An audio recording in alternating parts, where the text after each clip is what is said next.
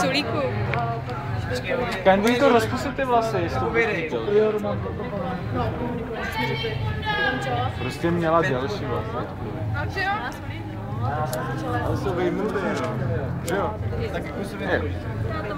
Ale jdeš moc maká.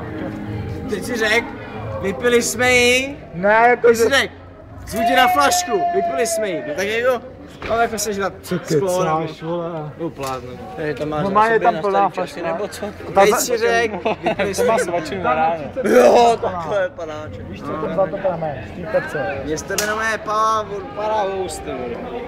Teď si řek, dopil jsem jí A nevím, jak se na ní pít. a všichni ožralí! Já jestli si tady. Jdem na to nebo ne? Jdem na to, ty si řekl to dopil. Ne, plná. Jeden prase, druhý prase, všichni ožralí a pojďte, mám se rozkrájet. Kennyko, tady máš levou ruku. Počkej, já vypadám jako ožralej. Já jdu dovnitř. Až budeš chtít pít pivo. Teď si mě zval na Až pivo. budeš chtít pivo, tak řekni. Když jsem promluvil, řekni mi ještě, jak jste hráli. Lásko. Vyhráli jsme 7-0, ani si neškrtli, prostě 5 rohů jsme dali. Já tam 5krát hlava a 5 gólů prostě. Jo, to je pěkný. A v práci jste?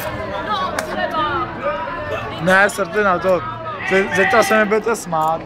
Já zapím žál dneska. Zase on, ty vole. Policajt.